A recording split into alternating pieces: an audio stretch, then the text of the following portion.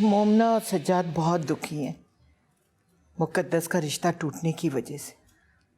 फारस ने तो साफ शादी से इनकार कर दिया। हाँ अम्मा, बड़े दुख की बात है। शादी से पहले लड़की का रिश्ता टूट जाए या निकाह टूटे तो लोग उसी को इल्ज़ाम देते हैं। लोगों का तो काम है ना बस उसके किरदार पे उंगली उठाना।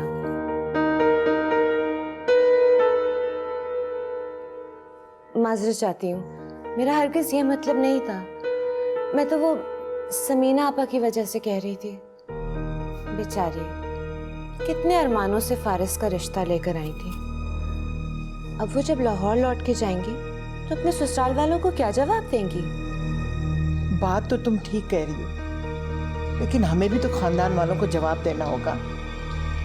मुकद्दस का रिश्ता टूटने पे लोग सवालात करेंगे तो क्या जवाब देंगे हम? बड़े ही दुख की बात है। लोगों की कितनी बातें होंगी, कितने जवाब देने होंगे।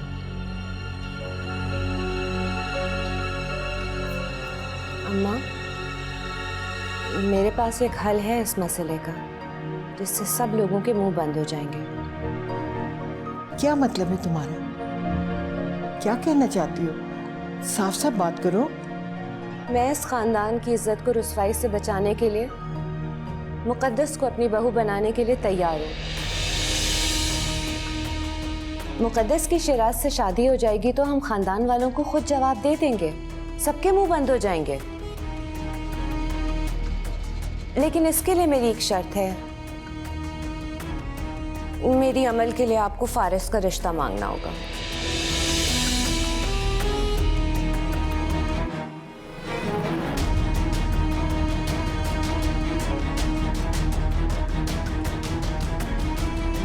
क्या हुआ अम्मा, चुप क्यों हो गई?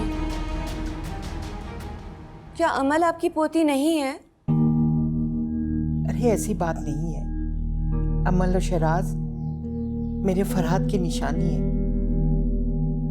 और मुझे बहुत अजीज है। लेकिन सज्जाद क्या सोचेगा? वो तो पहले ही नाराज है। आप सज्जाद की फिक्र मत करें अम्मा। मेरे यतीम बच्चों पे आपका ज्यादा हक है। उन पे तो बाप का साया भी नहीं।